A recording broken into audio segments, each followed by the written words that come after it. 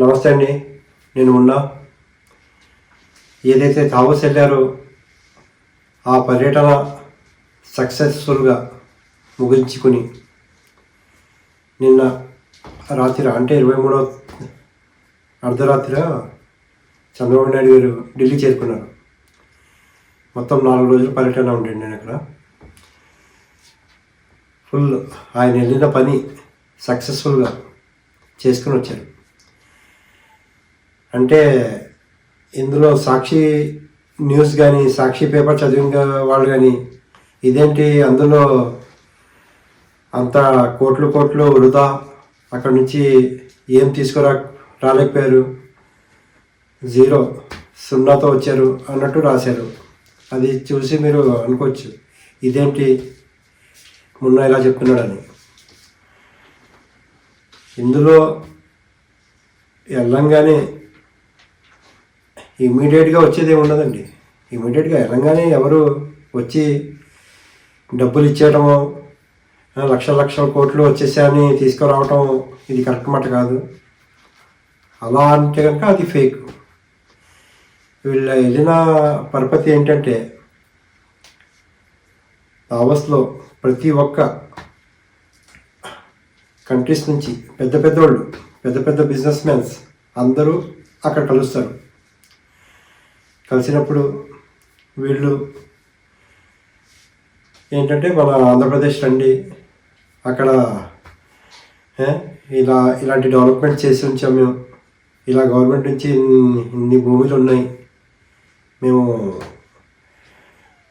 ఇక్కడ డెవలప్మెంట్ చేయాలనుకుంటున్నాం, ఇంత ఇవి ఉన్నాయని వీళ్ళు చెప్పుకుంటారు. వీళ్ళ విధాలుగా ఇవి చెప్పుకుంటారు, మనం ఇవి ఇవ్వగలం మీకని ఈ గవర్నమెంట్ చెప్పుకుంటుంది. అక్కడ వాళ్ళు ఏంటంటే మేము వస్తే ఇవి ఉన్నాయా, ఈ సదుపాయాలు మీరు ఇవ్వగలరా అన్నట్టు వాళ్ళు అనుకుంటారు. ఇది ఉంటుంది అక్కడ. అందులో వాళ్ళకి నచ్చినట్టు ఉంటే కనుక వాళ్ళు రావటం అలా జరుగుతుంది. ఇందులో వీళ్ళు చెప్పినది అక్కడ నచ్చి చాలామంది వస్తాం, ఎట్టి పరిస్థితుల్లో వస్తాం అన్నట్టు మాట ఇచ్చారు.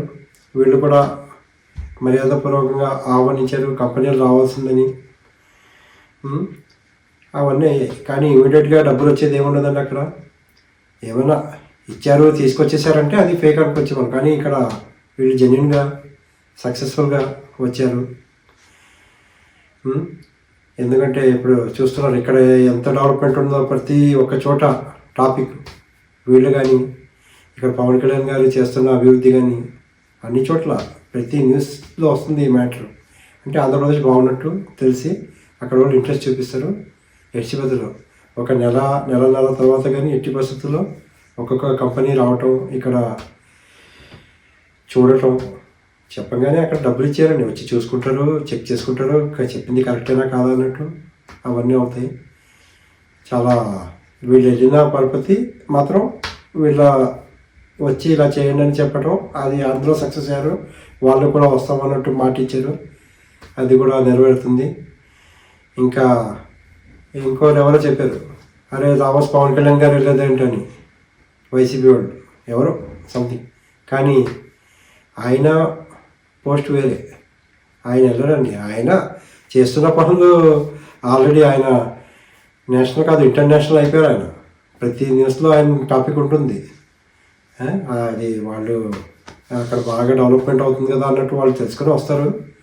ఆయన ఇంటర్నేషనల్ అయిపోయారని ఎందుకు చెప్తున్నానంటే, మొన్న సింగపూర్ హై కమిషనర్ గారు వచ్చి కలిశారు పవన్ కళ్యాణ్ గారితో. ఆయన పవన్ కళ్యాణ్ గారితో సెల్ఫీ తీసుకున్నారండి.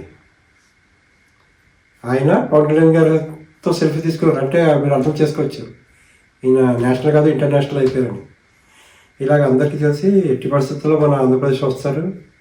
వీళ్ళ ఈ సాక్షి చెప్పిన మాటలు కానీ వాళ్ళ న్యూస్ కానీ ఏమి నమ్మకండి. వాళ్ళు అప్పుడు మేము 14 లక్షల కోట్లు మాట్లాడొచ్చేసాము అది ఇది అన్నారు. ఎక్కడొచ్చారండి?